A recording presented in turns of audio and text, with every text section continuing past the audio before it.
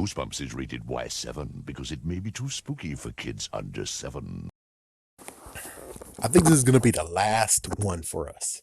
The last video for me when it comes to Monster Blood 3. I made a rhyme. Anyways, the thing that Paparina did touch upon that I do want to talk about is how the frick does Aunt D does have the money to buy a babysitter, to pay a babysitter, but yet Kermit has a lot of freaking materials. Yeah, the sucky part is like, if you do, it's kind of a messed up freaking Mexican standoff. I know that's messed up to say, but it really is. Where someone's going to be like, okay, well, if you say that, well, I got a gun to freaking Dexter's Laboratory's head. Okay, where did he get his shit from? And I'm like, oh, shoot. It's like, yeah, so if you talk about Kermit and say where the hell he got his stuff from, I'll do it the same crap to Dexter's Laboratory. And I'm like, oh, freak. Yeah, but I think you can't really actually take down Dexter's Laboratory because it seems to me he has a lot of professors, a lot of people he looks up to, and they know his genius, so I'm pretty sure they most likely will just donate to him. It's either that or he dumpster dives. It's like, I'm not sure, but Dexter is smart some way, shape, or form. I'm pretty sure he would have figured out some way to get his stuff. Just like technically Kermit should have found some way to have a babysitter or prove that he actually doesn't need a babysitter. Or even better, maybe his babysitter should technically be a tutor for the sciences. I'm just saying. I'm just saying. It's like, I'm just saying. But still though, how in the world does he have all this stuff? All these chemicals, all these compounds, and yet you don't have enough money to buy a babysitter, to get a babysitter. Is that because maybe you should be cutting back on how much you're giving him and allowing the babysitter to be a little bit of that money? I mean, yeah, you technically might be spoiling the child. Yeah, it's like, seriously, you might be spoiling the child. It's like somebody has to be giving them thing to something. And it's like, yeah, we don't even hear about his father. And it's like, well, where's his father? Where's Uncle so and so? Where the hell is he? Is he paying child support? Is he actually the one who is freaking delivering all those chemicals? And that's what's really going on here. Is that the dad is like, well, I'm not going to be here. I'm not going to pay child support, but I'm pretty sure that Kermit is a genius. So I'm going to mail him all the chemicals he needs. So basically, he might actually have contact with his dad, but it's like, yeah, his mom should be suing his ass right now. His mom should actually be suing his dad, being like, where's my child support money, boyach? And it's like, my goodness. But it's true though. It's like there's someone who is giving him the chemicals and compounds. I don't know who, but if it is the mom, then maybe she should be cutting back some of that so she can have a babysitter. Now, as for Evan though, it seems like Evan is either doing pro bono or she's paying him scraps. It's like, yeah, so I went to the science place and I went online too and went on the catalog. Well, here, Evan, here's like $8 left from my budget. It's, my goodness, $8. You're giving them $8 to watch your kid, and your kids suck ass. And what's even worse is the fact of, wait a minute, does Evan even want to babysit? Then all of a sudden, the last bit of the freaking chapters, it's like, no, don't tell her I did something to the basement.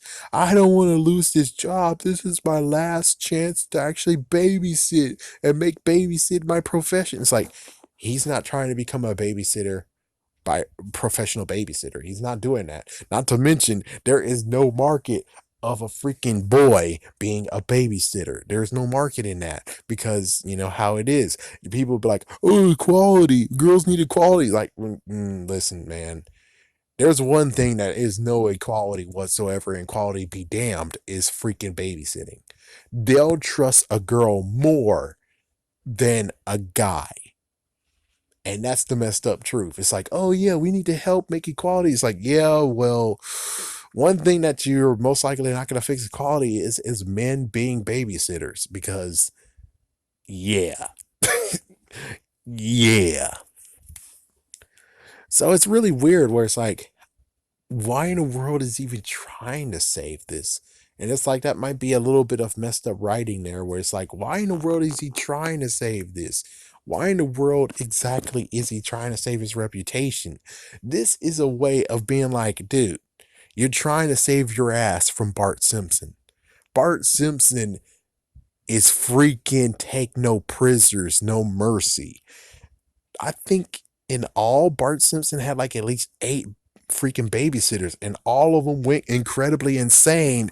And every single time you say his name, they're like, oh no, oh hell no. And they won't even pick up the phone. It's like they know his number, he know the freaking house number. They won't pick up the phone. You want a babysitter? Oh no, look elsewhere. No. Even Lisa knows that Bart is messed the freak up. So it's like, yeah, when it comes to Kermit, Kermit's messed the freak up too.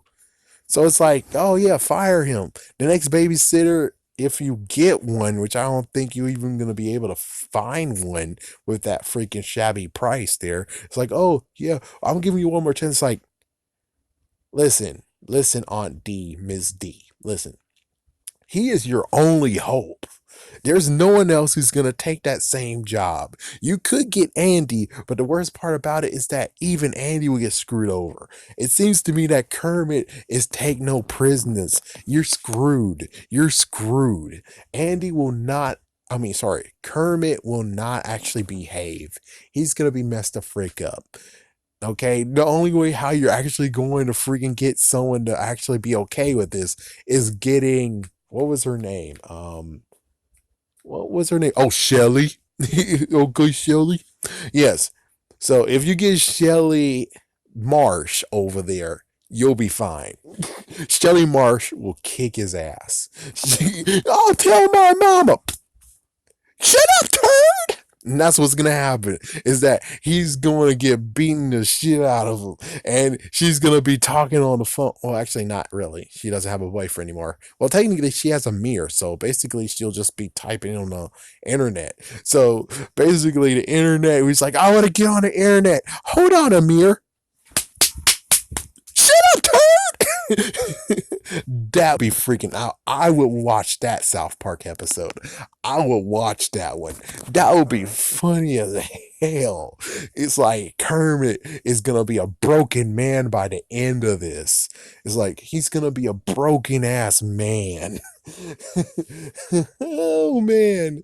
Oh, oh, not to mention, yeah, she's actually like what, 11 years old, 12. Oh, she's 12. And Kermit's 8. That's perfect because Eric Cartman was 8. So it's like, that's perfect. It works itself out. You get her, she's going to beat the holy shit out of him.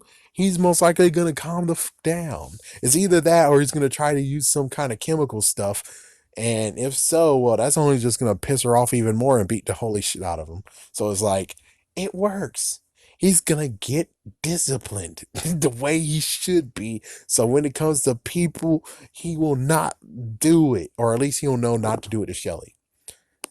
But as for Evan, though, and Andy, it's too late. He actually marks them, and most likely, if they were actually, he was actually in the next book, which he isn't, he would have continued on to freaking pester them and use his chemicals and bull crap, which is kind of funny considering the next one makes more sense of him being in than the third book.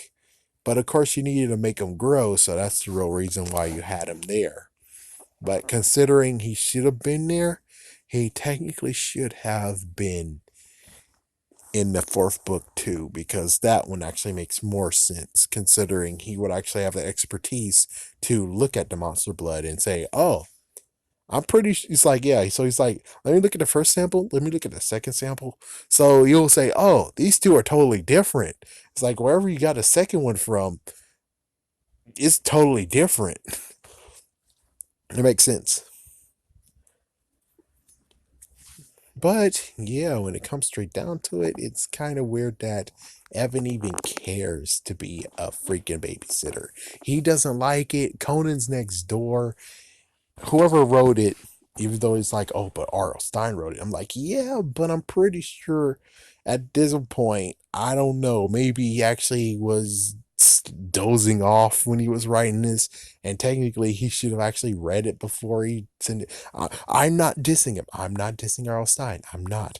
I'm just saying that it doesn't make sense that Evan actually now all of a sudden cares about babysitting as if he's freaking the Grinch who stole Christmas.